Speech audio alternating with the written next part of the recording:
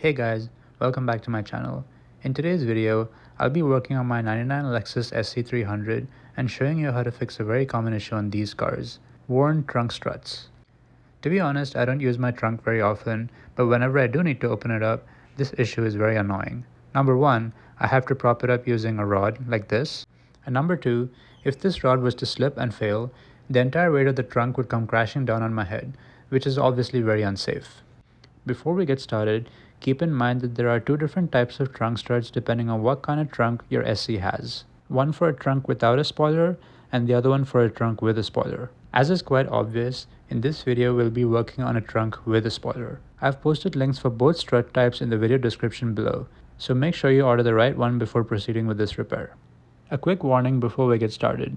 The trunk, with or without a spoiler, is very heavy, and if you don't support it adequately while working in the trunk area, you can suffer a serious injury if it was to fall on you. Make sure to use a strong implement such as a metal rod to keep the trunk up and make it nice and secure while you're working in this area. So let's dive right into fixing this issue. The first step to accessing the old struts is to remove this trim piece in front of them. Before you go doing that, however, it helps to remove this floor mat as well. This trim piece is held to the chassis with a few clips. Simply pull backwards to release it and then remove the trim piece itself.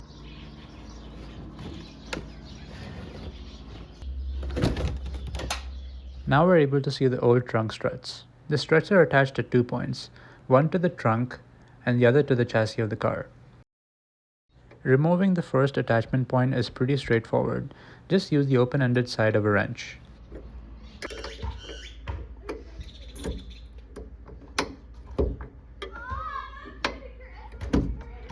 The second attachment point is a little more complicated. As you can see, the strut is held to the stud using these two metal clips. To remove the strut, use a sharp-ended pick tool to pry the tabs outwards like this.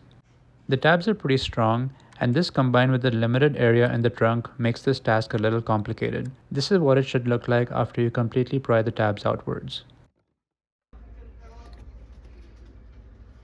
Here is a new strut we're gonna install. Before we install it, make sure that the clip is lined up with the hole as shown.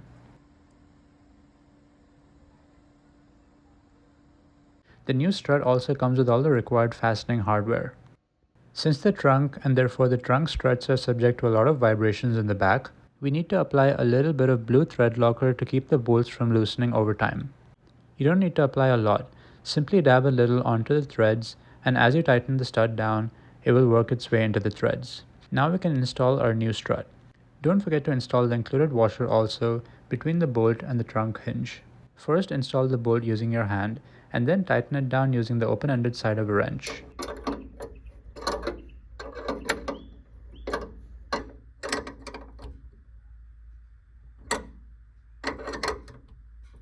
Once this is done, we'll start attaching the strut to the car. For the first attachment point at the back, simply line up the hole on the clip with the hole in the strut and then push both down onto the stud to attach it firmly to the car chassis. It should click into place and be nice and secure after that. To attach the strut to the second attachment point, you may have to slightly raise and hold the trunk so you can get enough clearance between the strut and the trunk hinge. Once you do that, simply press down firmly on the strut to attach it to the hinge. Again, it should click satisfyingly into place. The next step is to reinstall the trim piece in this area and the floor mat, but that's pretty easy and I'm not going to do it right now since I have some other repairs to do in this area. After you follow the exact same process for the other side as well, you now have functioning trunk struts again. Thanks for joining me for today's video. If you liked it and found it informative, don't forget to hit the like and the subscribe button down below. Thanks for watching and I'll see you guys next time.